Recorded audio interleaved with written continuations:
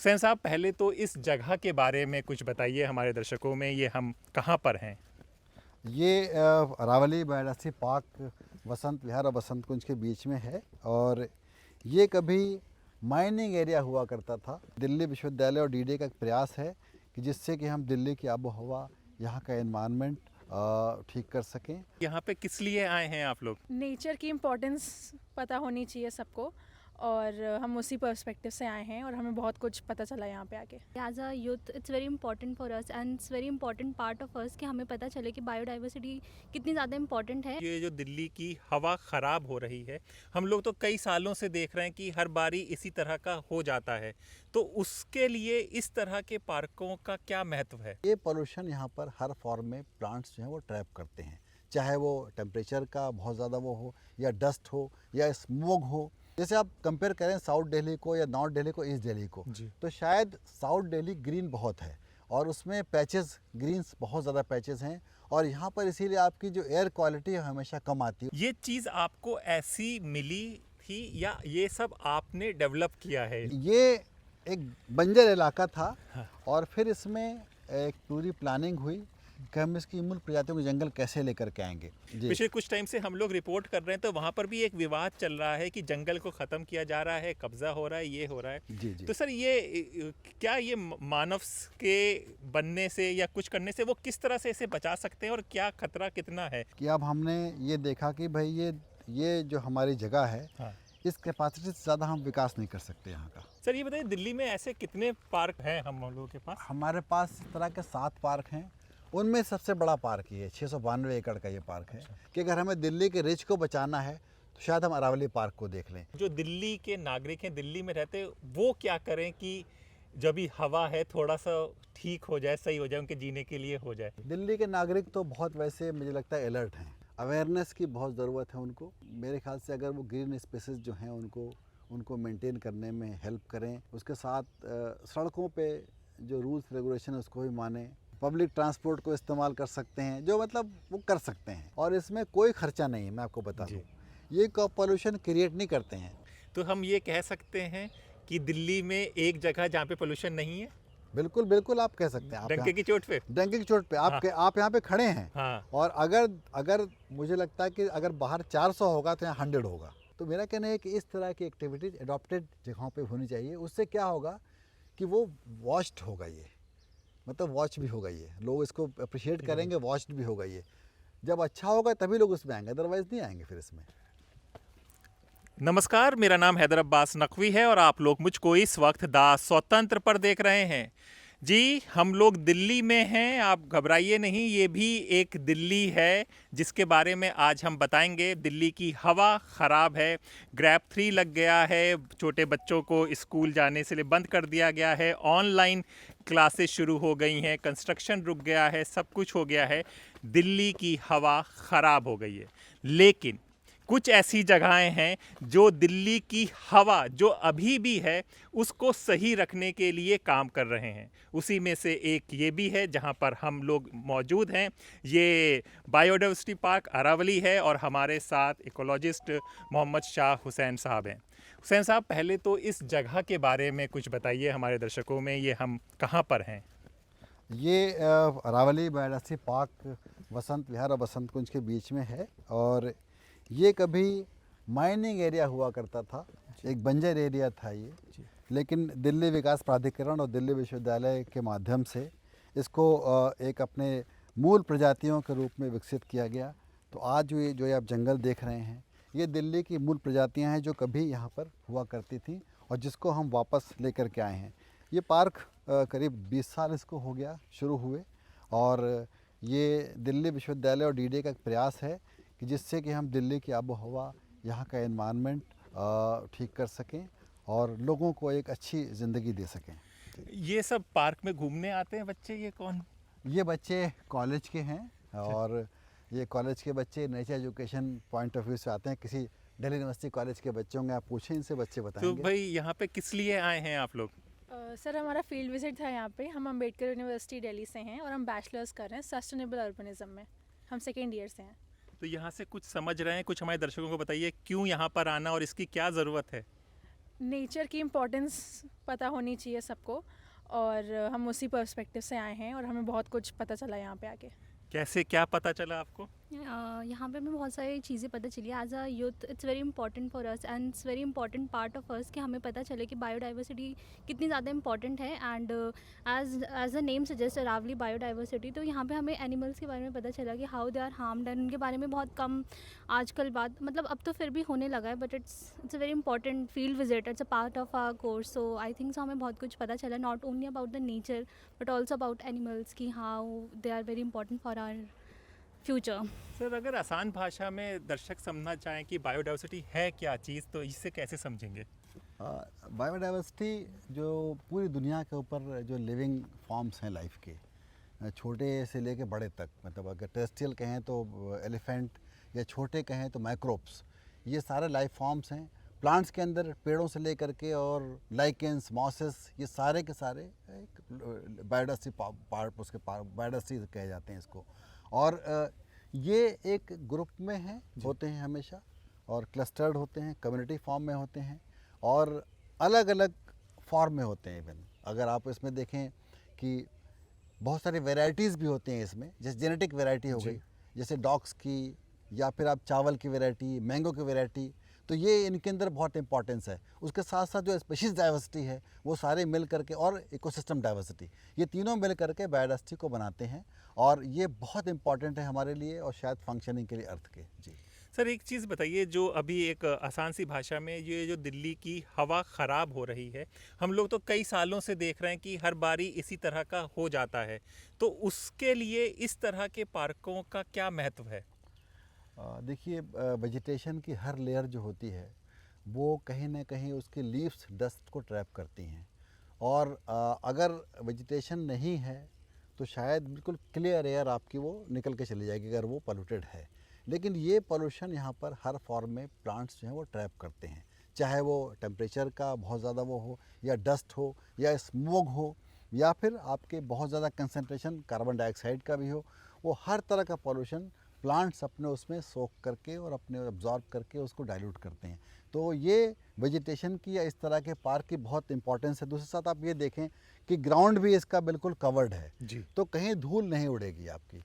अगर इस तरह के हमारे पाथवेज और हमारे जो है रोड के साइड के जो सारी चीज़ें वो ट्रीज़ लगे हुए हों, पाथवेज, पेवमेंट बहुत अच्छा उस तरीके का हो, तो मेनली जो लोकल धूल है वो तो नहीं उड़ेगी। उसके साथ साथ अगर हमारे इस तरह ग्रीन पैचेस मोज़ाइक में हैं हर जगह पे, जैसे आपके एक पार्क यहाँ पर है, दूसरा आगे हो, तीसरा आगे हो, इस तरह ग्रीन पैचेस अगर होंगे तो अगर कहीं धूल उड़ती भी है तो वो धूल जा कर के ट्रैप हो जाती है। जैसे आप कंपेयर करें साउथ दिल्ली को या नॉर्थ दिल्ली को, ईस्ट दिल्ली को, तो शायद साउथ दिल्ली ग्रीन बहुत है और उसमें पैचेस, ग्रीन्स बहुत ज़्यादा पैचेस हैं, और यहाँ पर इसीलिए आपकी जो एयर क्वालिटी है हमेशा कम आती है। उसका सीधा साधा वो देखने को हमें मिलेगा कि जो ग्रीन पैचेस हैं वो हमारे पोल्यूशन को ट्रैप करते हैं। सर, ये बताइए कि ये एक चीज़ ये समझना चाहेंगे, ये चीज़ आपको ऐसी मिली थी या ये सब आपने डेवलप किया है? ये बिल्कुल एक बैरन एरिया था, मैं बताऊं आपसे। बंजर टाइप? बिल्कुल बंजर था हाँ। ये। और अगर आप अभी दूसरे उसमें फुटेज में आप देखेंगे अभी अंदर, और उसको आप कवर भी करें, सर वो कैप से शायद कैमरे पर, हाँ, तो ये एक बंजर इलाका था। हाँ। और फिर इसमें एक पूरी प्लानिंग हुई कि हम इसकी मूल प्रजातियों के जंगल कैसे लेकर के आएंगे। अब जैसे हम जो यहाँ खड़े हुए हैं, जी। ये हमारा बटरफ्लाई कंजर्वेटरी है, ये भी एक माइनिंग पिट है। अच्छा। और इसको हमने बटरफ्लाई कंजर्वेटरी किया बच्चों के एजुकेशन पॉइंट ऑफ व्यू से, और कैसे हम लैंड यूज़ का बेस्ट यूज़ करें इसको। तो बटरफ्लाइज जो है नेचर की बहुत ही एक नायाब चीज़ है और बहुत ही इंपॉर्टेंट है पॉलिनेटर्स के लिए। वो प्लांट्स को पॉलिनेट करती है, जिससे आपको सीड्स और बीज मिलते हैं, और उसके साथ आपको पौधे भी मिलते हैं। तो बटरफ्लाइज के लिए बहुत इंपॉर्टेंस उसकी ये भी है कि वो एक फूड चेन की एक लिंक भी है बहुत बड़ी, और उसमें उनका एक रोल भी है। और अगर हमारी ये प्रजातियाँ लोकल जो हैं वो ख़त्म हो जाएं तो शायद बटरफ्लाइज नहीं होंगी।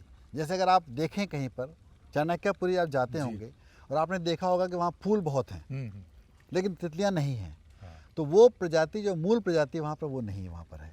तो इसलिए इनका इम्पोर्टेंस बच्चों को बताने के लिए कि मूल प्रजाति आपकी अगर होनी चाहिए और डाइवर्स हो। जैसे इस जगह पर करीब 250 से 300 पौधे लगे हुए हैं इस पूरे बटरफ्लाई कंजर्वेटरी के अंदर, और ये इनके होस्ट प्लांट्स हैं। ये इनके होस्ट प्लांट्स हैं। होस्ट प्लांट पे ही उनकी लाइफ शुरू होती है, क्योंकि सबसे पहले बटरफ्लाइज की एग लेइंग होती है, और एग लेइंग फोलिएज, उसके बाद कैटरपिलर वो पत्तियों खाएगा, फिर पिपा बनेगा, फिर बटरफ्लाई बनेगी। तो इसलिए आपको उनके लिए होस्ट प्लांट चाहिए। तो इस तरीके की मैंने एक एग्जांपल दिया आपको कि हमने कैसे इस बायोडायवर्सिटी पार्क को बनाया, मोज़ेकनेस दी, उसके अंदर अलग अलग लैंड फॉर्म दिए कि एजुकेशन भी हो, कंजर्वेशन भी हो, और साथ साथ में हम अपने इस लैंड को स्टोर भी करें। बिल्कुल जी। सर, एक ये पेड़ों के बारे में बताइए कि ये कुछ इसी तरह की जगहों पे ज़मीन पे लगाने के लिए किए गए हैं, तो इनका क्या है, इनकी क्या इम्पोर्टेंस है? ये तो खैर बटरफ्लाइज के होस्ट प्लांट्स हैं। ओके। जी। सर, होस्ट ये- प्लांट भी समझा दिए हाँ, दर्शकों। होस्ट प्लांट मतलब वो होता है जैसे इसके ऊपर कोई एक बटरफ्लाई पत्ते के ऊपर अपना वो ले करेगी एग। ठीक। तो होस्ट प्लांट वो होते हैं जो एक बटरफ्लाई के लिए 8, 10 या 15 या 20 पौधे सिलेक्ट करती हैं, वो उन्हीं पे वो फीड करते हैं उनके कैटरपिलर्स, उनको होस्ट प्लांट कहते हैं। और उन होस्ट प्लांट को लगाया गया यहाँ पर है। तो होस्ट प्लांट का मतलब ये हुआ कि बटरफ्लाइज वही उसी पे जाएंगी, स्पेसिफिक बटरफ्लाई, जैसे लाइम बटरफ्लाई, वहाँ पर एक लाइम का पौधा लगा हुआ जी, है, जी। नींबू का पौधा, हाँ। उस पर लाइम बटरफ्लाई के ही एक लेइंग होगी जा करके। जी। ओके। अगर वो पौधा नहीं है तो शायद वो बटरफ्लाई एक्सटिंक्ट हो जाएगी। तो इसलिए आपने जंगल को ख़त्म किया, आपने माइनिंग करी, आपने कुछ भी किया, तो साथ साथ में डिपेंडेंट्स भी ख़त्म हो गए। जो आपके मैनेजर्स हैं, जो आपके वर्कर्स हैं, आपके लिए काम करते हैं, तो एनिमल्स और प्लांट दोनों ही आपके लिए काम करते हैं। और अगर ये नहीं रहा, बटरफ्लाइज नहीं रही, बर्ड्स नहीं रही, तो शायद और चीज़ें भी धीमे धीमे ख़त्म हो जाएंगी। जैसे हम लोग बचपन में गौरैया चिड़िया होती थी, अब दिल्ली में तो दिखती नहीं है वो छोटी। देखिए, दिल्ली तो हाईली अर्बनाइज हो गया, लेकिन दिल्ली की पेरीफेरी पे आपको गौरैया मिल जाएगी आपको। अच्छा। क्योंकि वो उसका जो एनवायरनमेंट होता है बिल्कुल बीच का होता है, मतलब शहर और गांव के बीच की जगह जो है वो होगी। ये ह्यूमन हैबिटेशन साथ में चाहिए उसको, गौरैया को। तो वो ह्यूमन हैबिटेशन साथ में उसके जो ख़त्म हुई चीज़ें, से मैं आपको बताऊँ, जी। ये जो पौधा है ये गौरैया का खाना है। ओके। हाँ, ये वाला ये पौधा है, ये पेनिकम की स्पीशीज़ है, और ये पेनिकम इसके सीड्स को गौरैया खाती है वाइल्ड। तो अगर ये नहीं हुआ, उसके साथ साथ इंसेक्ट्स, मतलब कीड़े और ये इस तरह के घास के सीड्स, यही खाती हैं गौरैये।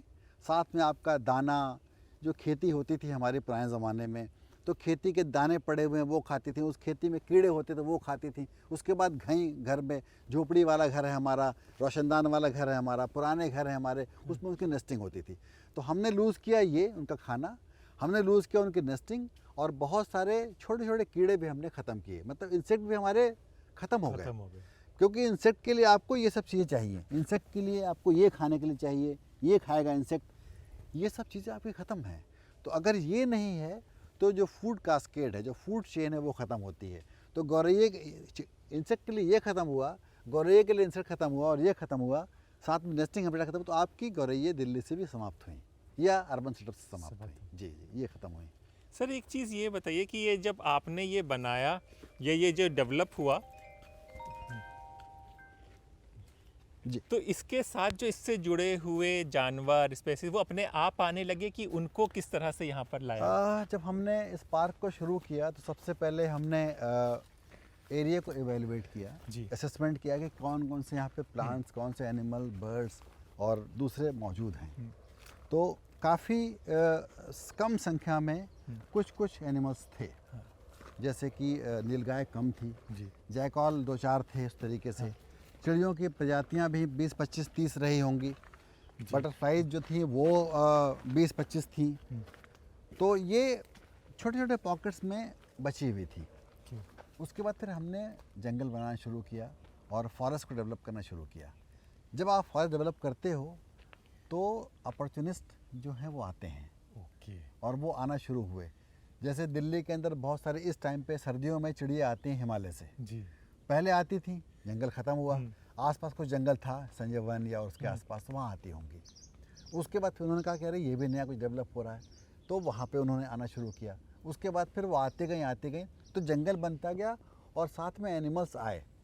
उसके साथ जो अंदर के एनिमल्स थे उन्होंने मल्टीप्लाई करना शुरू किया, खाना बढ़ा उनका, जगह बढ़ी उनकी नेस्टिंग और रेस्टिंग और ब्रीडिंग स्पेसेस बढ़े उनके, और प्रोटेक्शन भी मिला उनको हर तरफ से। कहीं से कोई डिस्टर्बेंस नहीं है, कोई पोचिंग नहीं है, कोई इस तरह की चीज़ नहीं है, तो वो बढ़े और मल्टीप्लाई हुए। तो ये कहिए कि सारे एनिमल्स अपने आप बाहर से यहाँ पर आए और मल्टीप्लाई हुए। कुछ कॉरिडोर्स थे, जैसे आपके रंगपुर पहाड़ी की तरफ से पहले 20-21 साल पहले वो कॉरिडोर था, तो वहाँ से कुछ एनिमल्स स्पेस हुआ, वहाँ विकास डेवलपमेंट हुआ, तो वहाँ से यहाँ भाग के आए रेफ्यूज में। तो एक तरह से आप कहिए कि उनके लिए हमने हैबिटाट बनाया और उस हैबिटाट में फिर वो समा गए और अपने आप को मल्टीप्लाई उन्होंने किया। जी सर ये चीज़ बताइए, ये सब शुरू कब से हुआ? दिल्ली का कौन से प्लान के तहत इन सब के काम? ये दिल्ली का मास्टर प्लान 2000 से 2021 मास्टर प्लान में था ये। जी जी, उसमें ये शुरू हुआ था ये। और उसके बाद ये पार्क को 20 साल हो गए। 2004 में ये पार्क शुरू हुआ था। मैं इस पार्क में एक दिन से हूँ, मैंने इस पार्क को शुरू किया है। अच्छा। तो आज जो ये आप जंगल देख रहे हैं वो शायद ये पौधा 2 फीट का था और आज 20 फीट, 25 फीट, 40 फीट, 50 फीट का मेरे सामने है ये। तो आपका तो ये कि परिवार ही होगा। हाँ, ये मेरी फैमिली है, बिल्कुल ये मेरी फैमिली है और बिल्कुल मैं इसमें डिवोटेड हूँ एक तरह से कहिए। और मुझे एक मौका दिया काम करने का, जी जो मेरी अपनी स्किल थी, उस स्किल को मुझे, हुनर को दिखाने का मुझे मौका दिया और मैंने उस हुनर को बहुत अच्छी तरीके से अपनी टीम के साथ में मिल करके ये काम हम कर पाए, जो आज टन के टन हम CO2 दिल्ली के हम ट्रैप कर पा रहे हैं इस फॉर्म में। देखिए, जी अगर कहीं से कोई पूछे कि भाई लकड़ी कहाँ से आई, हाँ तो क्या जवाब होगा किसी का? ठीक है, क्योंकि अपने आप पेड़ लाया होगा। नहीं नहीं, कहाँ से आई लकड़ी?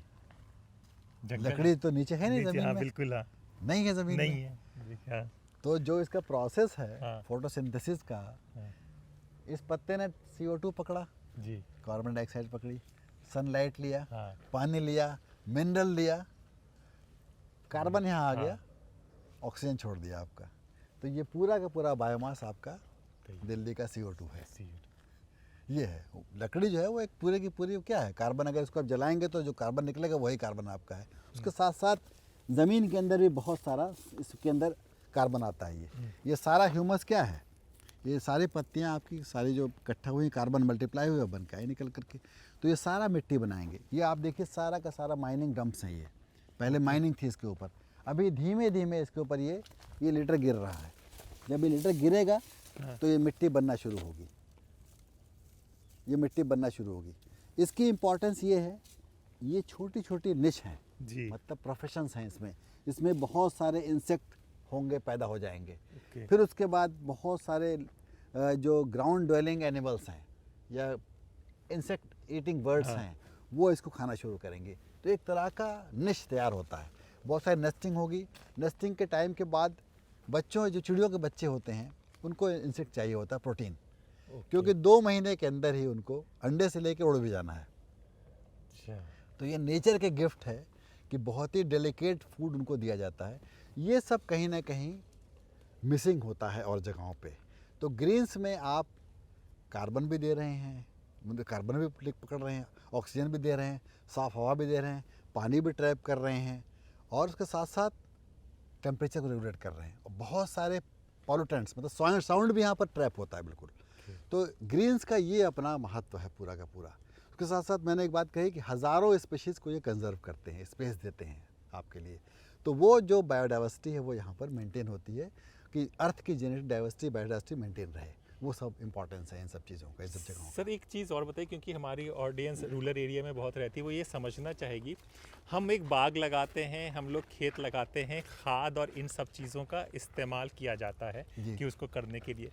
इसको जब आपने लगाया तो उसमें भी कुछ इस तरह की चीज़ें यूज़ हुई हैं कि ये कैसे बढ़ा, कैसे ये? नहीं, ये शुरू में तो हमने जैसे पौधे लगाए तो इनमें हमने खाद दी, लेकिन साथ साथ में जो नेचर का एक गिफ्ट है खाद का, हाँ, वो है घास।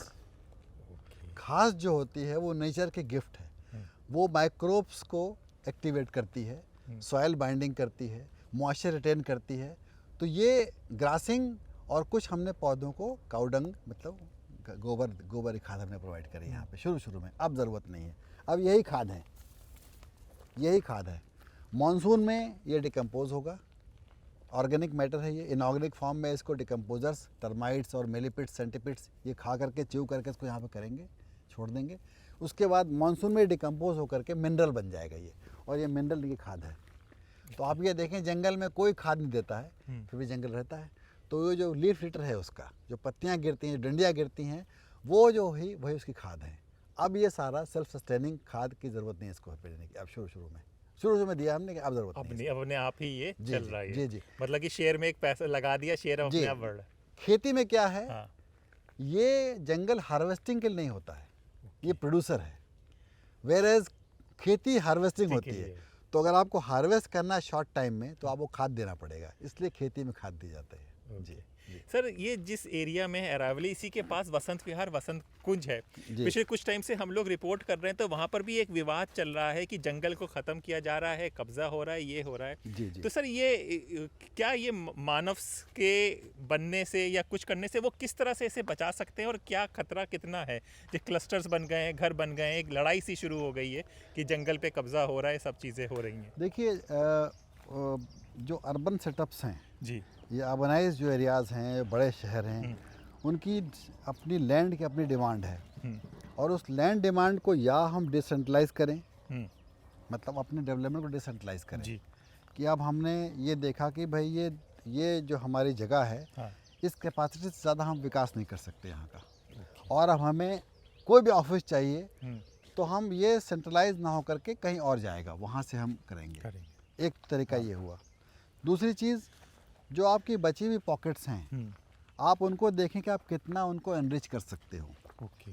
जी, जैसे कि बहुत सारे पार्क्स ऐसे उनको एनरिच किया जा सकता है, जी। उनकी डेंसिटी बढ़ाई जा सकती है। जैसे आप ये कॉर्नर देखें, जी। अगर आप और पार्कों में आप जाएं तो शायद आपको बहुत सारे क्लम्प में प्लांटेशन नहीं मिलेंगे, नीचे बिल्कुल खाली मिलेगा। जी। तो जो जंगल का फॉर्मेट होता है, बायोडायवर्सिटी पार्क का, ये जंगल का, वो एक सिलेंड्रिकल मॉडल होता है, ओके। बिल्कुल सिलेंड्रिकल मॉडल। हम्म, जैसे ये देखें आप, इसका पूरा व्यू हाँ। नीचे से लेकर ऊपर तक आपको पूरा सिलेंड्रिकल मॉडल दिखाई देगा कि जंगल यहाँ पर भी है, जंगल ऊपर वहाँ भी पर है। भी है, बिल्कुल। लेकिन दूसरे जो पार्क हमारे होते हैं वो नीचे से खाली होंगे, सिर्फ आपको पेड़ दिखाई देंगे। तो शहरों की जो प्रॉब्लम्स हैं, ये बहुत हद तक डेंसिफाई करके हम उसको कर सकते हैं। और जो जंगल का इंक्रोचमेंट की आपने बात करी, उसमें अगर बहुत ज़रूरी है तो करें, नहीं तो मेरे ख्याल से उसको नहीं करना चाहिए, क्योंकि आप उसको डिसेंट्रलाइज करें। मैंने ये कहा कि उसको कहीं और आप अगर ले आ सकते हैं, जो वैकेंट स्पेसेस हैं, हाँ। जो खेती की जगहें हैं, जहाँ पर कि या आपकी बैरन लैंड हैं या वेस्ट लैंड्स हैं, उनको आप इस्तेमाल करें, उनके लिए, और उनको आप सेक्रीफाइस ना करें। मेरा अपना मानना ये है। जी जी। सर एक चीज़ ये भी समझा दी है कि जैसे घर में जानवर पाल लेते हैं, गाय पाल ली, कुछ और पाल लिया, तो ये सब भी क्या नुकसानदेह होते हैं क्या चीज़ों का? अब देखिए, ये तो शहरों में तो कोई गाय नहीं पालता है। हाँ। ऐसा कुछ तो नहीं है कि यहाँ पे, खासकर दिल्ली के अंदर जी, जी, जी। छोटे शहरों में लोग पाल लेते हैं जी। और कुत्ता या फिर और चीज़ें पाल लेते हैं, जी। लेकिन उसको मैनेज करना चाहिए। ओके। क्योंकि उनकी जो डिफिकेशन है, हाँ। वो खास करके मैं उसको कहूँगा एक डॉग वगैरह को, जी। उनके डिफिकेशंस जो हैं वो स्प्रेड होते हैं अगर आप उसके अंदर, तो उसको तो लोग उठाते ही हैं मेरे ख्याल से, और जी। उसको डिस्पोज करते हैं। तो पालने के लिए भाई पाल सकते हैं, ऐसा कुछ नहीं है, पालते हैं लोग, सभी पालते हैं। पालते हैं लोग, कुत्ता बिल्कुल पालते हैं। और वो एक पार्ट है सोसाइटी का, मुझे लगता है। अर्बन सेटअप के अंदर तो है ही है, खैर। हाँ। लेकिन छोटे शहरों में आप देखेंगे उसमें उतना लोग नहीं करते हैं उस तरीके से। जी जी। सर ये बताइए, दिल्ली में ऐसे कितने पार्क कर रहे हैं हम लोगों के पास? हमारे पास इस तरह के 7 पार्क हैं, उनमें सबसे बड़ा पार्क ये है, 692 एकड़ का ये पार्क है। दूसरा हमारा यमुना बायोडायवर्सिटी पार्क है, वो 492-57 एकड़ का पार्क है वो। और तीसरा तिलपत शुरुआत दिल्ली की यमुना पार्क से हुई थी। वो Second- कौन सा ईयर था सर? वो 2002। अच्छा। 2002। तो 2 लैंड फार्म्स दिल्ली के जो हैं, यमुना और अरावलीज, ये दोनों ही मॉडल शो करते हैं हमारे पार्क कि अगर हमें दिल्ली के रिच को बचाना है तो शायद हम अरावली पार्क को देख लें। अगर हमें यमुना को बचाना है, यमुना फ्लड प्लेन को बचाना है, तो यमुना बायोडायवर्सिटी पार्क वो एक मॉडल है जो बताता है कि हम दिल्ली के फ्लड प्लेन्स को कैसे हम डेवलप करें, किस तरीके से दिल्ली को की यमुना को हम साफ़ कर सकते हैं अगर हम उस मॉडल को अपना लें। ये 2 हमारे पार्क रिप्रेजेंटेटिव पार्क हैं। तीसरा पार्क हमारा तिलपत वैली है जो सैनिक फार्म्स में है, 200 एकड़ का। चौथा पार्क हमारा जो है नॉर्दर्न रिज है, कमला रिज के पास में है, वो करीब 300 एकड़ का है। और एक कालिंदी बायोडायवर्सिटी पार्क है हमारा जो बन रहा है अभी महारानी बाग के पास में। और छठवां पार्क हमारा नीला हाउस है।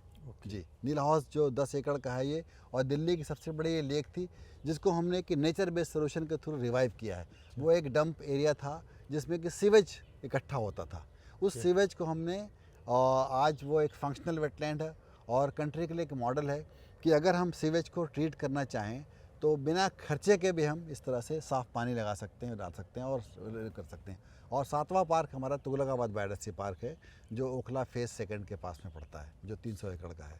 तो ये 7 पार्क हमारे इस तरीके के हैं, जो दिल्ली के अलग अलग जगहों पर फैले हुए हैं, जो मोज़ेकनेस दिखाते हैं कि अगर इस तरह की स्प्रेड में जंगल हम बनाएं तो शायद हम दिल्ली की समस्याओं को हम हासिल कर सकते हैं। जैसे बहुत सारे ईस्ट दिल्ली के अंदर भी हम करें इसको, या वेस्ट दिल्ली में हम करें। वेस्ट दिल्ली में मेरे ख्याल से इस तरह का रिप्रेजेंटेशन नहीं है, या उधर आपके जहांगीरपुरी या उस तरफ थोड़ा सा इलाका वैसा, तो कहाँ उन जगहों पे भी अगर कोई ग्रीन एरियाज़ हैं तो हम उसको डेवलप कर सकते हैं बायोडायवर्सिटी पार्क के लेवल पे। जी सर, एक चीज़ ये बताइए, सरकार तो अपना काम कर रही है, जो दिल्ली के नागरिक हैं, दिल्ली में रहते, वो क्या करें कि जब भी हवा है थोड़ा सा ठीक हो जाए, सही हो जाए, उनके जीने के लिए हो जाए, तो उनका क्या योगदान होना चाहिए? दिल्ली के नागरिक तो बहुत वैसे मुझे लगता है अलर्ट हैं जी। जहाँ तक मेरा अपना मानना है, और शहरों के दिल्ली के नागरिक, लेकिन उसके साथ साथ अवेयरनेस की बहुत ज़रूरत है उनको।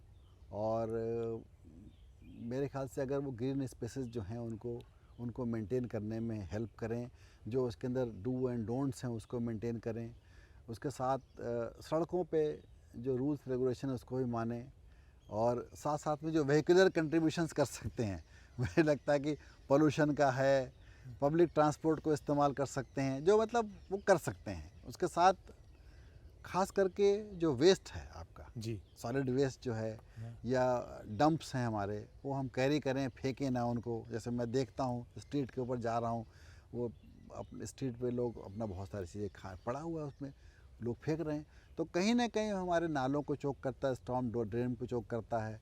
और ये सब चीज़ें हैं जो हम पोल्यूशन को कंट्रोल कर सकते हैं। मतलब ये नहीं हम सिर्फ समझें कि ग्रीन सी सिर्फ एक पोल्यूशन को रोकता है, भाई नदियों का पोल्यूशन, तालाबों का पोल्यूशन, वो सब भी हम कंट्रीब्यूट कर सकते हैं।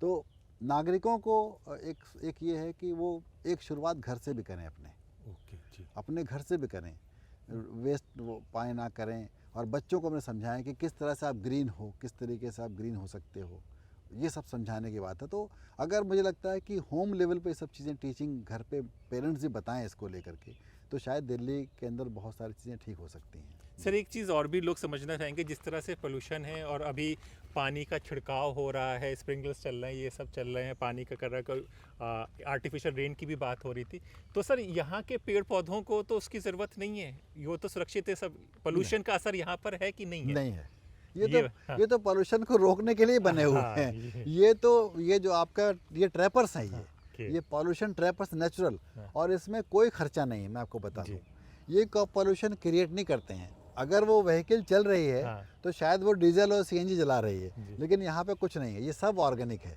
तो मेरा कहना है कि उसके लिए बायोडायवर्सिटी काम करती है।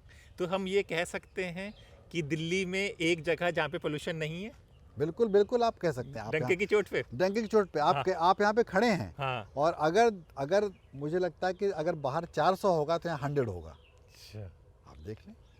ठीक है, चलिए सर, बहुत अच्छी बात बताइए। सर, अब कुछ अपने बारे में बताइए कि आप इस सबसे शुरू से बचपन से ही शौक था, कहाँ से शुरुआत हुई और कैसे, आपकी क्या कहानी लोग ज़रूर जानना चाह रहे हैं। देखिए, जब एक मेरी छोटी सी कहानी ये है कि जब मैंने 8th क्लास पास किया जी, तो उस वक्त केंद्रीय विद्यालय से मैंने पास आउट किया 12th क्लास अपनी जी।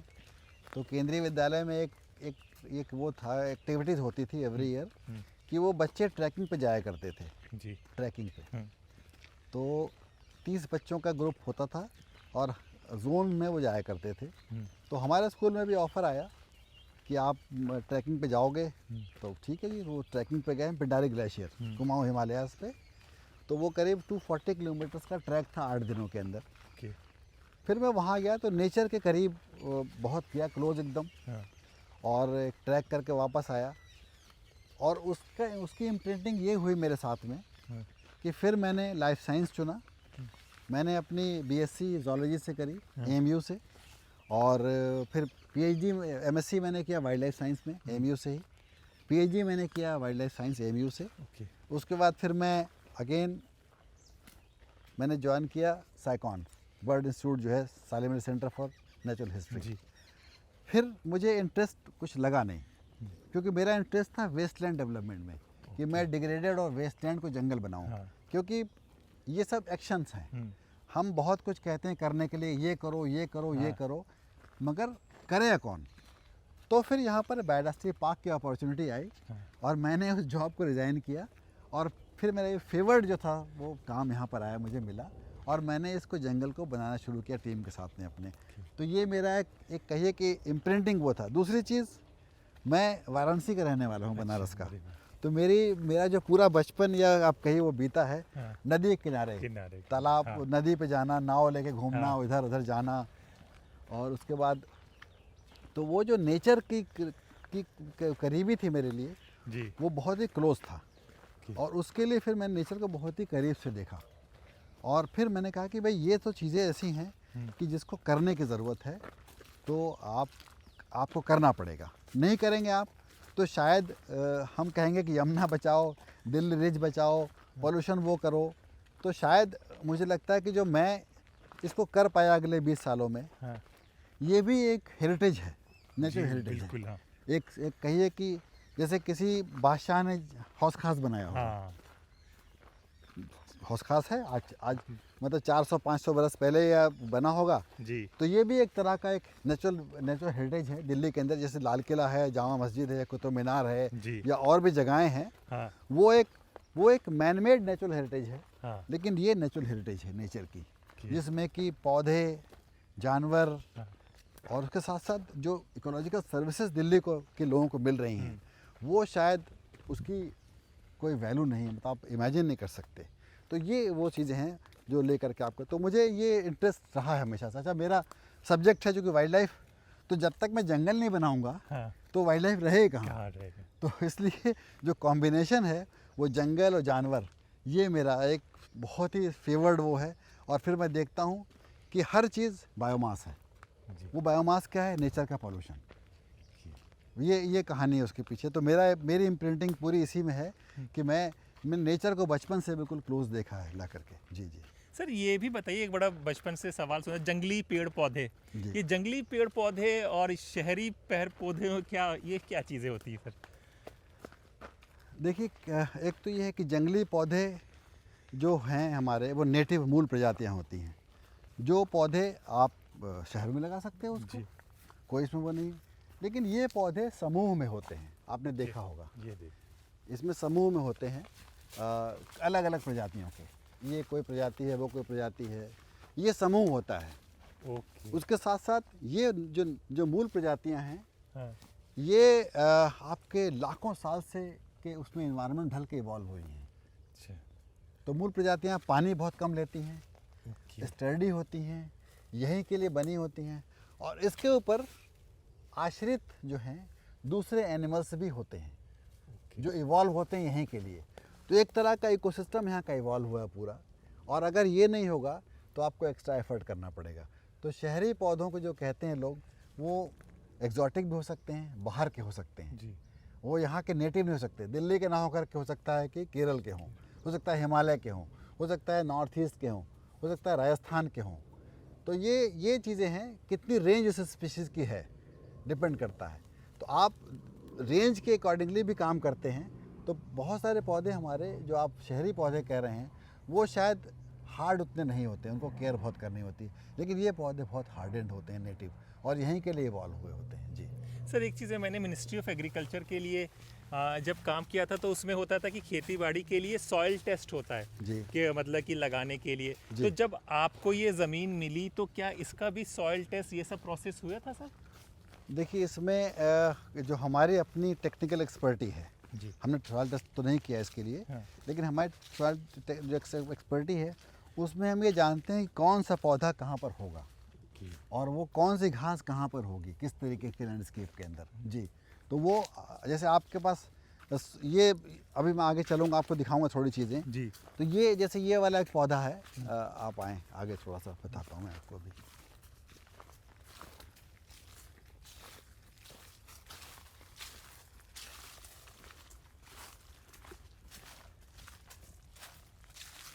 ये वाला जो पौधा है, ये इसको कहते हैं धौ हिंदी में। और ये एनोइसिस पेंडुला का पौधा है। ये वाला पौधा ड्राई या फिर स्लोप्स के अंदर, इसके अंदर होता है। तो आप ये देखेंगे डंप्स थे पूरे। इस डंप्स में इस तरह के लैंडस्केप को सिलेक्ट किया गया कि भाई ये होता है, क्योंकि हमारी इसमें एक्सपर्टी है कौन सा पौधा कहाँ होता है। उसके साथ साथ हमने अरावलीज़ को सर्वे भी किया पूरा, ओके, कि कम्युनिटीज़ कहाँ पे कौन से पौधे होते हैं, किस तरीके से, दिल्ली का क्या लिटरेचर था, क्या पौधे कहाँ थे, उसको करके फिर हमने इसको सब एग्जैक्ट लैंडस्केप लेवल पे हमने उसको लगाया। घास भी और झाड़ियाँ भी, इस तरह के पौधे जो छोटी झाड़ियाँ होती हैं, तो ये सिलेक्शन होता है और उसमें जो स्पीशीज़ की रिक्वायरमेंट है उसके अकॉर्डिंगली लैंडस्केप को सिलेक्ट करते हो। तो सॉइल के साथ साथ जो सॉइल की क्वालिटी वो बहुत एब्रप्ट इमीडिएट चेंज भी हो जाती है फ़ौरन के फ़ौरन। जैसे आपने जो पौधे लगाए तो 2-4 सालों में थोड़ी सी सॉइल की क्वालिटी भी चेंज हो जाएगी और घास उसको अपनी माइक्रोबियल एक्टिविटी के थ्रू चेंज भी कर देगा। तो ये भी एक तरीका है काम करने का जी।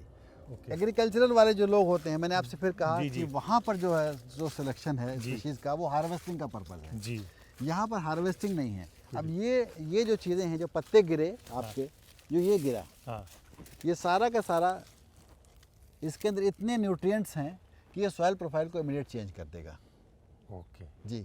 वहाँ पर ये चीज़ें नहीं होती हैं। जैसे क्रॉपिंग पैटर्न में क्या होता है, पहले पुराने ज़माने की जो खेती थी उसमें आप खेती में रोटेशंस करते थे जी। आपने खेती करनी हाँ, छोड़ दिया। दिया, आज जो है वो खेती कंटिन्यूस चलती रहती है, इसलिए आपको मैन्योरिंग, सॉइल टेस्टिंग करनी पर बहुत ज़रूरी है। पहले बहुत कम लोग सॉइल टेस्टिंग करते थे, क्योंकि आपने जो छोड़ा उसके अंदर वो 4 महीने, 2 महीने, 3 महीने बाद बिल्कुल वो आपके मिक्स हो गया।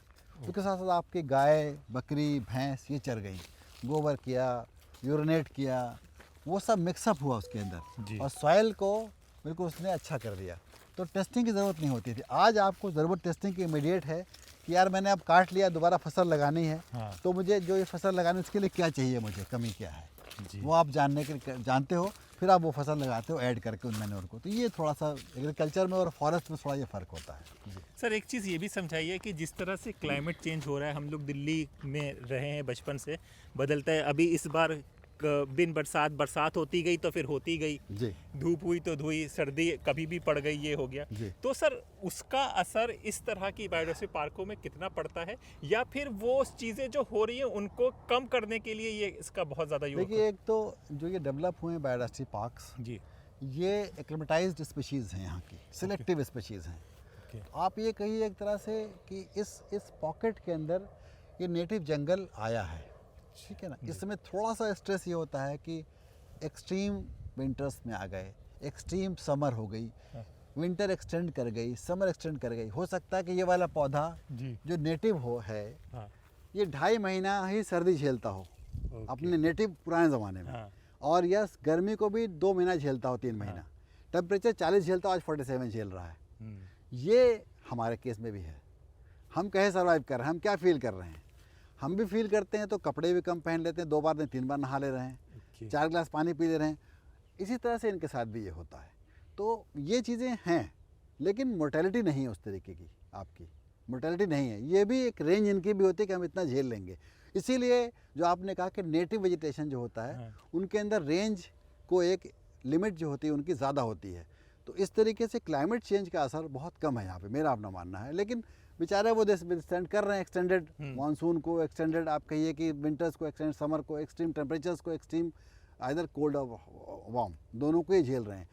ड्रॉट कंडीशंस के अंदर ये हो सकता है, ये हुआ है हमारे साथ में कि पानी हमें शुरू में ज़्यादा देना पड़ा, लेकिन अब ये जब बढ़ गए तो अब ज़रूरत नहीं है इनको जी।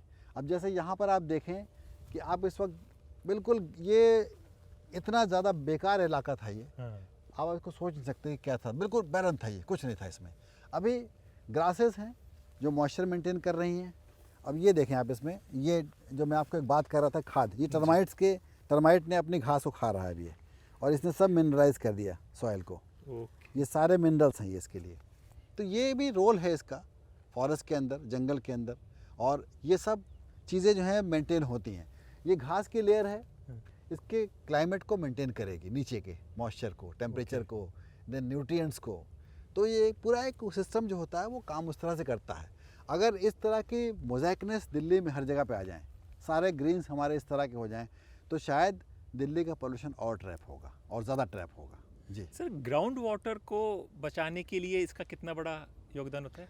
देखिए एक आप एक समरी देखें इसकी कि ये पार्क 700 एकड़ का है।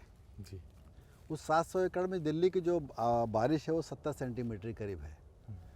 तो ये पहले सरफेस रन ऑफ था पूरा पानी का, हर लेयर में पानी नहीं रुकता था। जैसे यहाँ पानी अब रुक रहा है, अगर बारिश हुई हाँ। तो ये पानी यहाँ रुकता है, इस पे भी रुक रहा है, इस पे भी रुक रहा है, सारे लेयर में पानी रुक रहा है।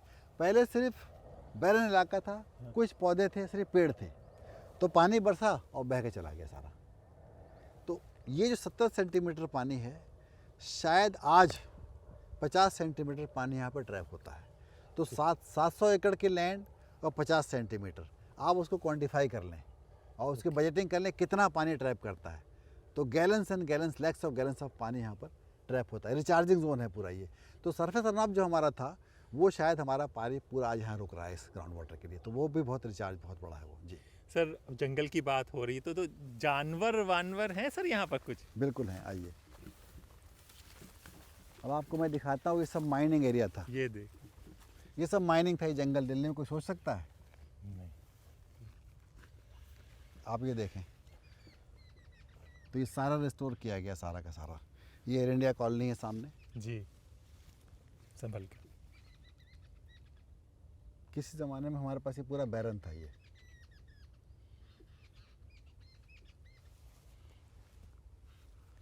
ये कौन से 2004 में आप कह रहे हैं? 2004 में जी। हाँ, 2004। क्योंकि 95 टू 99 हम लोग आते थे इधर, तो तब याद आ रहा है सब चीज़ें। देख लीजिए हाँ, आप। और वो एयरफोर्स कॉलोनी से याद आ गया, मेरा दोस्त रहते थे यार। अब सही आप कह देख लीजिए आप। हाँ, ये यहाँ पे क्या था यहाँ पे? जी जी बिल्कुल। आपने जानवर की बात करी, जी जी। तो यहाँ पर जैकॉल हैं, okay. Nilgai, porcupine, civet, Indian civet, small Indian civet, और मंगूस, और बहुत सारे छोटे एनिमल्स हैं जो रोडेंट्स वगैरह। अच्छा। जी। और बर्ड्स करीब 215 स्पीशीज़ हैं। 215। हम जब आए शुरू में थे तो ये 40 स्पीशीज़ थी, सिर्फ 40। अभी 215 स्पीशीज़ बर्ड्स की हैं।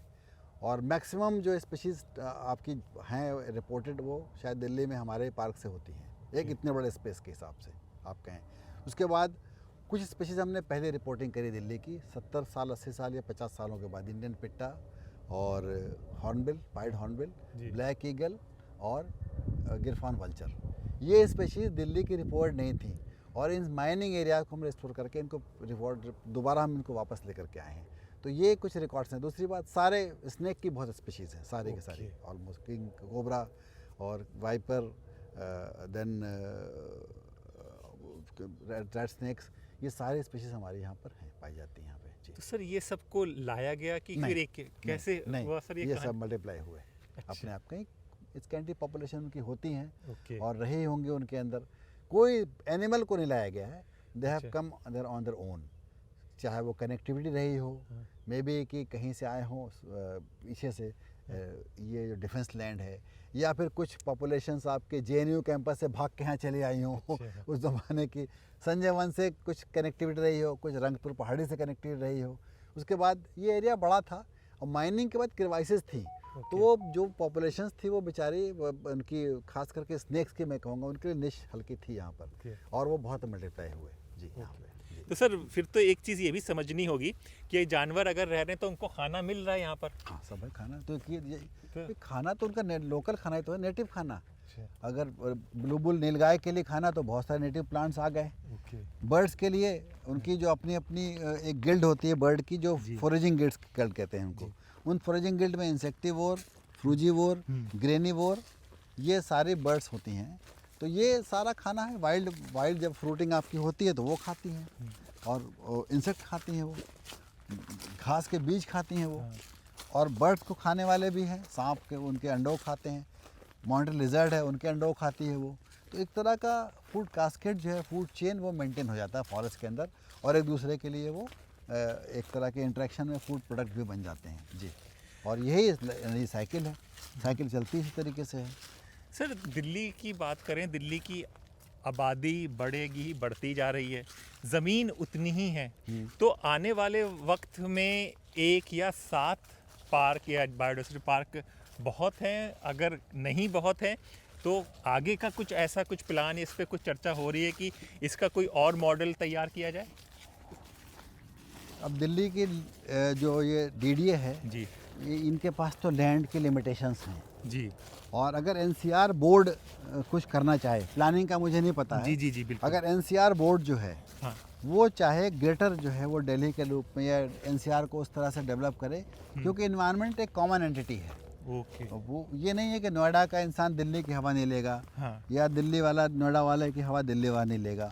तो दिल्ली एनसीआर के अंदर इस तरह के मॉडल को रेप्लिकेट किया जा सकता है, और उसमें गुरुग्राम के अंदर या फिर फरीदाबाद, आप कहिए यमुना एक्सप्रेसवे के लेवल पे, वहाँ यमुना अथॉरिटी, और ग्रेटर नोएडा, नोएडा इधर मेरठ और गाज़ियाबाद का, तो पूरा जो एनसीआर का एक सर्किल है, इस तरह की मॉडल्स को हम डेवलप कर सकते हैं, बड़े बड़े लैंडस्केप को डेवलप करके। और अगर बड़े नहीं हैं तो 100 एकड़, 200 एकड़, 50 एकड़, इस तरीके के मोज़ाइक्स हम डेवलप कर सकते हैं। उससे क्या होगा कि यहाँ की ट्रैपिंग मतलब मल्टीपल टाइम्स हैं अदर देन जो पब्लिक पार्क होते हैं। ओके। तो हमने इसको पब्लिक पार्क भी बनाया है, मतलब जी। पब्लिक के लिए पार्क रुका नहीं है। जी। पब्लिक जो है रोज़ 1500 से 2000 पब्लिक यहाँ पर विजिट करती है, आती है, घूमती है, जाती है। तो ये मॉडल जो है अगर हम बताएं और जी। करें तो शायद हम जो दिल्ली की जो पोल्यूशन की समस्या है उसको बहुत हद तक हम मिनिमाइज़ कर सकते हैं। दिल्ली या एनसीआर की मैं बात कर रहा हूँ पूरे जी के जी पूरे। जी। तो ये हम उसको हम कर सकते हैं, और एक तरह से डॉटेड जो है हमारे बायोडायवर्सिटी पार्क इस तरह के बने दिल्ली एनसीआर में। जो ये मॉडल ऑलरेडी बना हुआ है हमारे पास में, इसके मतलब एक्सपर्टाइज डीडीए के पास में है, वो चाहे तो इसको हम इसको बढ़ा सकते हैं आगे। जी। और सर ये नए यूथ और इनके लिए कुछ कहना चाहेंगे, क्योंकि अब आने वाला वक्त उनका ही है और वो पोल्यूशन में वही जी रहे हैं, उनकी सांसों के लिए बहुत है, वो किस तरह से योगदान और किस तरह से इस सब चीज़ों को बचा सकते हैं? यूथ जो है वो किसी भी फील्ड में जाएं, जी प्रोफेशन में जाएं, आइदर कि मेडिकल जाएं, इंजीनियरिंग करें, और या फिर ब्यूरोक्रेट बने, या बिजनेस क्लास में हो, या कॉर्पोरेट के अंदर जाएं, वो नेचर को ज़रूर दिमाग में रखें कि हमें इसके लिए भी कुछ करना है। तो वो लैंड को स्पॉन्सर कर सकते हैं इस तरह के जी। ग्रीन्स को डेवलप करने के लिए, ओके। और उसमें वो उसको अडॉप्ट कर सकते हैं एरियाज़ को। ओके। अगर फंडिंग नहीं है तो अडॉप्ट कर सकते हैं। और इवन जो म्यूचुअल जो चीज़ें हो रही हैं, हाँ। जैसे दिल्ली यूनिवर्सिटी डीडीए का म्यूचुअल काम है ये, जी। वैसे कारपोरेट जो है वो वन विभाग से म्यूचुअल काम करवा सकता है, और कारपोरेट ही अपनी तरफ से स्टाफ को अपॉइंट करे इस तरह ओके। के एक्सपर्टाइज को। ओके। जैसे मेरा अपना मानना है कि ये रिलायंस है, या अंबानी हैं, अदानी हैं, जी। या विप्रो है, और इस तरह के जो बड़े टाटाज जो हैं, हाँ। इस तरह के जो बड़े बड़े लोग हैं, जी शायद वो लोग, मैं मतलब ये मेरा अपना जी सोचना जी है। जी जी बिल्कुल मैं बिल्कुल। किसी की बात नहीं कर रहा, मेरा हाँ, अपना सोचना हाँ। जो मैं सोचता हूँ हाँ कि ये लोग अगर चाहें हाँ, तो बहुत सारे लैंड जो पैसे की कमी है, और उस पैसे की कमी को अडॉप्ट करके 5 साल, 10 साल, 20 साल या फॉर एवर के लिए अपने उस पैसे को यहाँ पर वो लगा सकते हैं। जो वन विभाग के पास अगर पैसा ना हो, या कोई ज़मीन ऐसी है जो चाहती है कि भाई हम अच्छा हो जाएं, उस तरह के प्रपोजल डेवलप हों, तो ये वो अडॉप्ट कर सकते हैं। वेटलैंड्स को कर सकते हैं, बहुत सारे छोटे छोटे रिवर पोर्शंस को अडॉप्ट कर सकते हैं। ओके। ये सब चीज़ें हैं। जैसे मेरा अपना मानना है कि मुझे अगर कोई चीज़ इस तरह की है, एक मौका मिला, तो इस तरीके के मौके के लिए चलिए बात, इस तरह की जो चीज़ें हैं, ह्यूमन ब्रेन, इसको यूज़ होना चाहिए इसका। और ये बहुत ही एक नया, ये कंट्री का पहला बायोडायवर्सिटी पार्क कंसेप्ट है जो कहीं पर भी नहीं हुआ है, ये पहला है। तो इस तरह के मॉडल्स को कारपोरेट या उस तरह के लोग अडॉप्ट कर सकते हैं लैंड को, बड़े बड़े लैंड को।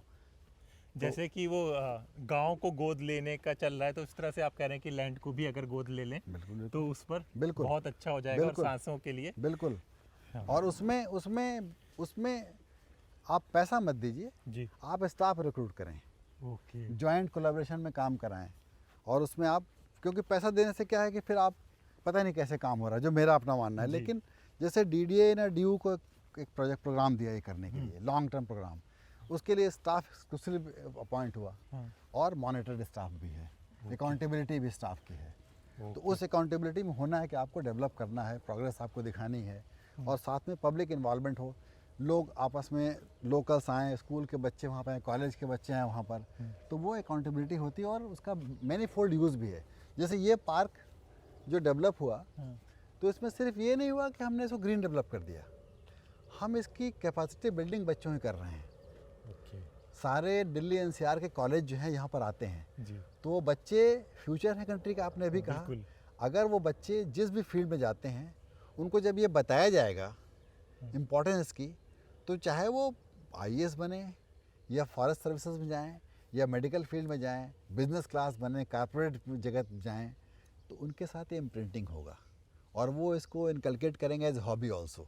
साथ साथ में बहुत सारे बच्चे हो सकता है इसको देख के साइंटिस्ट बन जाएं, हो सकता है इसको देख करके फॉरेस्ट सर्विसेज में चले जाएं, तो वो उनका एक सोचना अलग होगा। तो मेरा कहना है कि इस तरह की एक्टिविटीज़ एडॉप्टेड जगहों पे होनी चाहिए। उससे क्या होगा कि वो वॉच्ड होगा, ये मतलब वॉच भी होगा, ये लोग इसको अप्रिशिएट करेंगे, वॉच्ड भी होगा। ये जब अच्छा होगा तभी लोग उसमें आएंगे, अदरवाइज़ नहीं आएंगे फिर इसमें। तो वो अच्छा तभी होगा जब आप इसको लोगों को इसके अंदर घुसाएंगे। पब्लिक जो है इसके अंदर पार्टिसिपेटरी होना चाहिए, that should be participatory. It should not be that कि आप लोकल आपने उसको रखा हुआ बचा करके। तो उस पार्टिसिपेशन में आपके क्रिटिसिज्म भी होंगे, तब आप इम्प्रूव भी करोगे। ये है जी उसका सर पर्पस। ये चीज़ बताइए, एक आप अपना पर्सनल अनुभव, 20 साल हो गए आपको, तो और शुरू में ऐसा नहीं था, क्योंकि मुझे याद आया कि मैं खुद आता था 94-27 के करीब वसंत कुछ मेरे दोस्त रहते थे। तो सर जब शुरू में ये ज़मीन मिली आपके 700 एकड़ की और 1-2 महीने में ही सब कुछ हो गया, या कहीं निराशा हुई कि ये हो पाएगा कि नहीं हो पाएगा? देखिए पहले तो जब हम यहाँ पहुँचे तो एक तरह से हम चौकीदार बन गए, क्योंकि एरिया बिल्कुल ही अब्यूज़ था। आप कहिए कि जी। ड्रिंकर्स थे और गैम्बलर्स थे इसके अंदर, और गंदी हरकतें बहुत सारी थी उस तरीके की, और डेंजरस भी था। जी। तो अभी चैलेंज था, बट दिमाग में एक ये था कि भाई it is a patient land, और उस पेशेंट लैंड के डॉक्टर्स हम हैं। तो अगर डॉक्टर भाग जाएगा पेशेंट, तो शायद पेशेंट ठीक नहीं होगा। फिर हमने पूरी एक सर्वे किया, प्लानिंग करी, कहाँ क्या है, क्या बचा हुआ है। कुछ बचा हुआ है, जैसे डॉक्टर एक मरीज़ को देखता है कि जान कितनी बची है इसके अंदर, ठीक कर सकता हूँ मैं इसको। तो जान बची हुई थी इसके अंदर, और दवा हमारे पास थी, ये मूल प्रजातियाँ पौधों की। हमने इसको इकट्ठा किया और अलग अलग जगहों पर फिर हमने धीमे धीमे 50 एकड़, 100 एकड़, 200 एकड़, 250 एकड़, 300 एकड़, आज हम ऑलमोस्ट 500 एकड़ में हम काम कर रहे हैं। 150-200 एकड़ हमारा बचा हुआ है जो हम उसको भी हम करने जा रहे हैं। तो ये रहा एक कांस्टेंट एंड रेगुलर प्लानिंग और वर्किंग और कांस्टेंट एफर्ट जो रहा, जो निकल कर के आ जाएगा जी। सर हमारा जो समाज है, अब ये हकीकत है, इसको क्या किया जाए? कोई जब इस तरह का काम करता है, एक बंजर को आप जंगल बनाने के लिए, तो मजाक और ये सब बढ़ता है कि क्या शाह साहब ये क्या करने जुट गए, कुछ और कर लेते, अच्छे खासे पढ़े थे, प्रोफेसर होके पढ़ाते रहते, कहाँ आ गए? देखिए ये एक टीम वर्क है, जी। और इसमें जो हमारे जो टीचर प्रोफेसर CR बाबू, जी। जो यूनिवर्सिटी ऑफ दिल्ली के अंदर हैं, और लीजेंडरी इकोलॉजिस्ट आप कहिए उनको, तो उनका ये विज़न था। फिर हम लोग यहाँ पर बाहर से आए, ठीक है विज़न था कि मैं फैकल्टी बनूँ या ये बनूँ वो चीज़ें, लेकिन उसके साथ साथ एक ये भी था कि मैं क्या पढ़ाऊँगा, जो मेरी फील्ड स्पेशलाइजेशन है। मैं कहूँगा कि आपने कहा हॉस्पेरो बचाओ, जैसे मैं एक लेक्चर में गया तो उन्होंने कहा कि हॉस्पेरो एक लेक्चर था, मैंने उनसे पूछा कि हॉस्पेरो क्यों बचाना चाहते हो, हॉस्पेरो बचाओ या जंगल बचाओ, पौधा बचाओ, ये कहने वाले तो बहुत लोग हैं ना। बिल्कुल। उसके साथ फील्ड में काम करने वाला कौन है?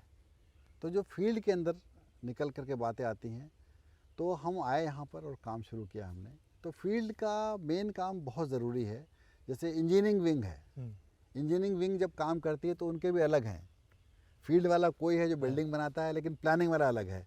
तो वो टीचिंग भी ज़रूरी है, जो मुझे पढ़ाया उन्होंने टीचर्स ने। तो मैं ह्यूमन रिसोर्स बन कर के आया, मैंने इसको अपनाया, इस प्रैक्टिकल एस्पेक्ट को अपनाया, अप्लाइड एस्पेक्ट को अपनाया। कुछ लोग टीचिंग कर भी रहे हैं।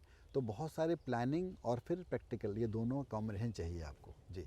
सर एक चीज़ ये बताइए कि यहाँ पर तो ये विदेशों में किस तरह से ये काम होता है कि वहाँ पे ऑलरेडी अगर हम लोग जाएं तो वहाँ पे इतनी ज़मीनें हैं, जंगल अपने आप हैं, कि इस तरह के पार्क बनाए जाते हैं, या कहीं से आपने एग्जांपल लिया होगा, उदाहरण किया होगा, तो आपने कहाँ से क्या क्या पढ़ के इस चीज़ को लिया, कहाँ पर देखा कुछ इस तरह के इंटरनेशनल? देखिए इंटरनेशनल लेवल पर नेचर रिजर्व्स तो होते हैं उनके वहाँ पे।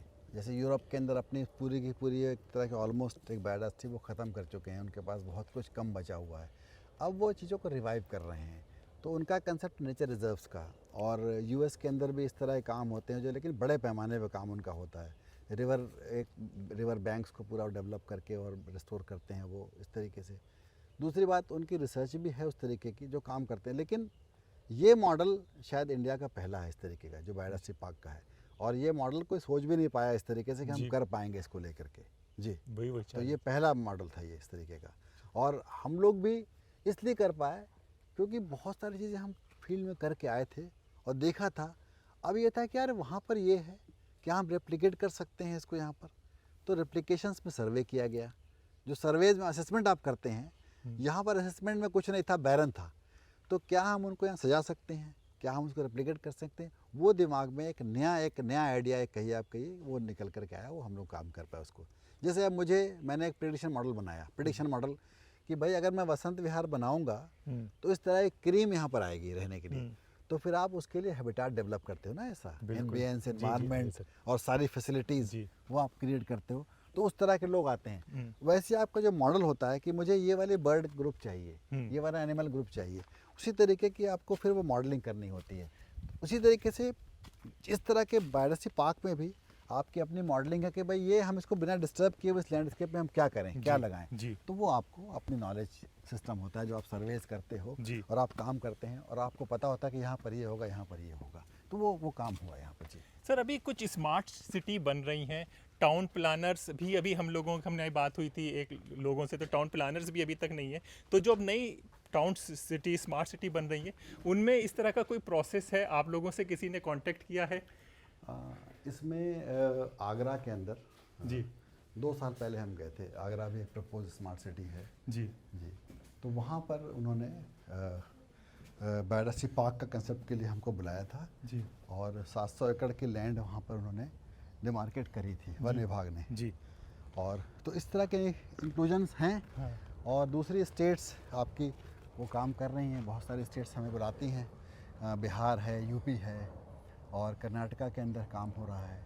तो ये इस तरह के ये अब मॉडल रेप्लिकेट हो रहा है अलग अलग जगहों पे। जी सर, कुछ अगर पुरानी तस्वीरों कैसी हाँ, ज़मीन थी, किस तरह को किया, तो लोगों को समझ में आएगा। अभी जो हम जिक्र कर रहे थे, तो ये आप देखें इसके ठीक पीछे जो ये भंवर सिंह कैंप का इलाका है, जी जी जी। उसके पीछे की एक लैंड है यहाँ पे, और ये हमें दी गई थी। आज ही जंगल है यहाँ पे, ये देखिए अकेशिया कम्युनिटी के 2005 से, और आज ये डेवलप है जंगल। ये जी आज ये जंगल है। जी सर, ये सब फल, ये सब चीज़ें क्या चीज़ें? ये फाइकस की स्पीशीज़ है जो बहुत इंपॉर्टेंट है आप कहिए। इसमें बहुत सारे बर्ड्स की फीडिंग होती है और नेटिव वेजिटेशन भी है। जो आप अभी पूछ रहे थे कि खाना कहाँ से मिलता है, तो जो फ्रूजीवोर बर्ड होती हैं, फल खाने वाली जी, उनके ऊपर ये तो आपको उसमें नहीं मिलेगा ना। जैसे आपने कहा कि शहरी पौधे, शहरी पौधों में अगर आप ये लगाएंगे तो ठीक है, तब तो चिड़िया भी आएंगी। बिल्कुल। अगर नहीं लगाएंगे तो चिड़िया सिर्फ बैठने के लिए आएंगी। इसमें खाने के लिए भी आएंगी, नेस्ट करने के लिए भी आएंगी, और एक नेटिव लोकल भी है। तो ये इसके फ़ायदे हैं नेटिव वेजिटेशन के। ओके जी। और कुछ से इस पे और ये बताना देखें आप, चाहेंगे? ये माइनिंग पूरा अभी हम जो देख रहे थे खड़े होकर के यहाँ से, ये आपका देखिए, जो हम देख रहे थे खड़े होकर के, वो यही है बेटा। मैंने ऐसे ही देखा था। हाँ और आज भी आपने यहाँ लिया है जी, ये तस्वीर ली है। ये कुछ दिल्ली के जंगल हैं जो यहाँ पे ख़त्म हुए। अकेशिया वुडलैंड, इसमें अकेशियाज़ की स्पीशीज़ होती हैं, नाइलोटिका या सेनेगल या और स्पीशीज़ के अंदर आती हैं। ग्रासलैंड के पैचेस थे कभी यहाँ पे हमारे पास में, छोटे छोटे जो ग्रासलैंड पैचेस होते हैं वो ख़त्म हुए, मोज़ाइक हैबिटेट होता है। उसके बाद ये स्क्रब जंगल दिल्ली का टिपिकल है, ये ख़त्म हुआ था, ये हम वापस लेकर के आए हैं कुछ कम्युनिटीज़ के लेवल पे। इस तरह कूलिया यूरेंस का पौधा जो है, ये क्लाइमेक्स वेजिटेशन है, ये ख़त्म हुआ, ये कम्युनिटी हम लेकर के आए ऊपर को। जी। और इसके बाद ये आप देखें, ये पीछे बसंत कुछ मॉल के पीछे का एरिया है। ये सब तो आज ये करीब 60-70 एकर्स में ये जंगल खड़ा हुआ है इस तरीके से। जी सर, बर्ड्स भी कुछ? हाँ, ये सारे बर्ड्स हैं जो यहाँ पर उसके बाद बहुत सारी बर्ड्स इसमें वापस आई, बहुत सारी थी यहाँ पे, कुछ थी कुछ आई वापस। ये सब बर्ड्स बाहर से आती हैं। ये सब हिमालयन बर्ड्स हैं। ये हिमालयन बर्ड है, ये हिमालयन बर्ड है, ये भी हिमालयन बर्ड है, ये यहाँ पर रहती है ये बर्ड, ये सब आती हैं। ब्लैक काइट ये तो यहाँ पर रहती है। ये सब बर्ड्स ऑफ प्रे हैं। तो ये सारे बर्ड्स आप कहिए कि इनके अंदर प्रेडेटर भी बर्ड्स हैं, इनके अंदर और फ्रूजीवोर ग्रेनिवोर बर्ड्स भी हैं। आप अभी इस रास्ते से आए हैं गाड़ी से। हाँ, ये रास्ते अब से ये हम लोग देखिए। इसको जाते हुए आपको दिखाएंगे, आपको विजुअल छोड़ेंगे। हम लोगों ने पूरा ट्रैक शूट किया है। आप ये दिया गया था हमें। आप ये देखें। उसके बाद ये सारे बटरफ्लाइज हैं। जिसकी आपने शुरू में बात जी की जी थी। जी। और फिर ये जंगल, स्क्रब फॉरेस्ट, ये पीछे हमें मिला था, ये आज आपको मैं दिखा रहा था अभी आपको मैं। और बाकी ये इन्वॉल्वमेंट है कम्युनिटी का, ये सारे कुसुमपुर पहाड़ी के लोगों को भी इन्वॉल्व किया प्लांटेशन के लिए। बच्चों को नेचर एजुकेशन के पॉइंट ऑफ व्यू से हम लोग भी बुलाते हैं बच्चों को, तो क्ले मॉडलिंग है वो सारा। तो ये सारी अपार्ट फ्रॉम डेवलपमेंट, ये सारी जो करिकुलर एक्टिविटीज़ है इन्वॉल्वमेंट है कम्युनिटी पार्टिसिपेशन, उसको लेकर के जी। और ये कभी कैटल फीडिंग ग्राउंड था पूरा का पूरा, आज ये रेंज एंड हमारा डेवलप है। ये आपने बटरफ्लाई देखा अभी नीचे जो हम लोग गए थे, तो ये कुछ ये इस तरह का पहले हुआ करता था, अब ये पूरा अच्छा सा फॉरेस्ट डेवलप हो गया है जी। बाकी हमारे प्रेडिक्शन मॉडल हैं, ये कंसेप्ट है, ये मिशन है बायोडायवर्सिटी पार्क का, ये फंक्शंस हैं बायोडायवर्सिटी पार्क के। सर इसका क्या अर्थ होगा? रिपोजिटरी, जी रिपोजिटरी मतलब बिल्कुल ये जैसे आप रिजर्व बैंक में आप रखते हैं कोई चीज़, वही। तो रिपोजिटरी है ये वहाँ के लिए, ये it is not going to be spent rather, तो ये रिपोजिटरी हुई है जी। चलिए सर, और कुछ हमारे दर्शकों के लिए कहना चाहेंगे? बहुत अच्छी चर्चा, बहुत अच्छी जानकारी आपने दी। मैं ये कहना चाहूँगा कि दिल्ली के बाहर आ जाए? जी जी बाहर चलें। हमारा जो ये शो होता है ना सर, इसका फॉर्मेट ये है कि हम इसमें कट नहीं मारते। अच्छा, जो हमारा चल रहा है कि तो दर्शकों को इसीलिए उन्हें पसंद भी आता है कि हाँ, कोई हाँ। हमने एडिट नहीं किया, कोई वो नहीं किया है, जी, जी, इसलिए जी, जो चल जी, रहा है। जी, तो जी जी। जी बताइए सर। दिल्ली के दर्शक जो हैं वो शायद इसको इसलिए पसंद करते हैं कि दिल्ली बहुत हरी भरी है, जी लेकिन साथ साथ में बहुत पॉल्यूटेड भी है, ये है। तो उनका वो क्या सहयोग कर सकते हैं दिल्ली के एनवायरनमेंट के लिए, और उसमें बहुत सारी छोटी छोटी चीज़ें हैं जो वो लोग अडॉप्ट कर सकते हैं। मेरा अपना मानना है कि वो जो गार्बेज है, जो डंप्स हैं, जो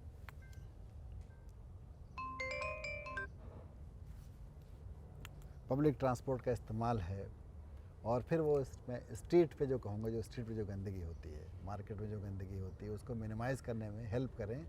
जो हमारे म्यूनिसिपैलिटी के जो स्टाफ हैं, वन विभाग के जो स्टाफ हैं, जो डोंट्स एंड डूज़ लिखे हुए हैं ग्रीन्स एरियाज़ में, उसके लिए हेल्प करें, आप सहयोग करें। आप रास्ते में अगर पार्क में घूम रहे हैं तो शायद वहाँ पे कुछ ना फैलाएं, आप बिल्कुल गंदगी ना फैलाएं।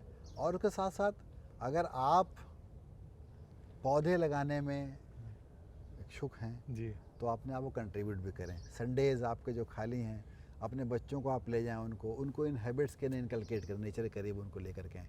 उससे क्या होगा कि जो प्रेजेंट जनरेशन में अपना टाइम नेचर में इन्वेस्ट करेगी, साथ में जो बच्चा है वो भी कहीं ना कहीं नेचर में जा कर के अपने आप को इन्वेस्ट करेगा। तो ये सहयोग होगा जनता का एनवायरनमेंट के लिए, मुझे लगता है। और गवर्नमेंट के अपने सरकार के अपने एफ़र्ट हैं, दिल्ली में बहुत एफ़र्ट हैं, लेकिन उसके साथ जो एक डेंसिटी है दिल्ली की, वो डेंसिटी के अंदर सब कुछ डिफ्यूज़ हो जाता है। मैं जो रोज़ देखता हूँ, सभी आप ही लोग, हम सब लोग देखते बिल्कुल होंगे बिल्कुल कि वो डिफ्यूजन्स होता है। आपको विकास भी चाहिए, बिल्कुल डेवलपमेंट चाहिए आपको दिल्ली के अंदर की, हर तरफ मेट्रो चाहिए, हर तरफ सड़कें चाहिए, हर तरफ फैसिलिटी चाहिए, लेकिन आपके पास जो क्या सेक्रीफाइस होता है, आपके पास ग्रीन स्पेस, वो स्पेस आप कैसे करोगे ठीक, उसके अंदर जो स्पेस बचे हुए हैं उनको अगर वो जनता कोई वहाँ बैठ रही है तो मुझे लगता है कि उसको डिस्टर्ब ना करके उसको यूज़ करे, उसका अब्यूज़ ना करे। जी सर, वो गेट से लेके यहाँ तक का कितना किलोमीटर होगा? ये 800 मीटर है करीब। 800 मीटर। और ये जो हमारी नेचर ट्रेल जाती है इस जी। तरीके की, जी तो ये 3 किलोमीटर की पब्लिक के लिए ट्रेल है, यहाँ से वसंत कुंज से वसंत विहार। ओके। और ऑल टुगेदर इस तरह की 3-4 ट्रेल्स हमारे पास हैं पार्क में। तो ये करीब 12 से 15 किलोमीटर का ट्रैक कराती हैं इस लोगों के लिए, घुमाने के लिए जी। ओके। तो वो अपना वो टहलते हैं इसमें, हर चीज़ लेकर के उसमें जी। चलिए, बहुत अच्छी चर्चा रही सर, आपने बहुत कुछ बताया। उम्मीद है कि दर्शकों इसका फ़ायदा उठाएंगे और अमल करेंगे इस चीज़ पर। बिल्कुल बिल्कुल, मैं तो ये चाहता हूँ कि दिल्ली के जो लोग हैं वो दिल्ली के पर्यावरण के सहयोग भी करें। बिल्कुल बिल्कुल। बिल्कुल, हम लोग तो हैं लगे हुए हैं। बिल्कुल। मोहम्मद शाह साहब जैसे लोग तो लगे हुए हैं, लेकिन आप लोगों का भी कर्तव्य है कि आप सहयोग करें।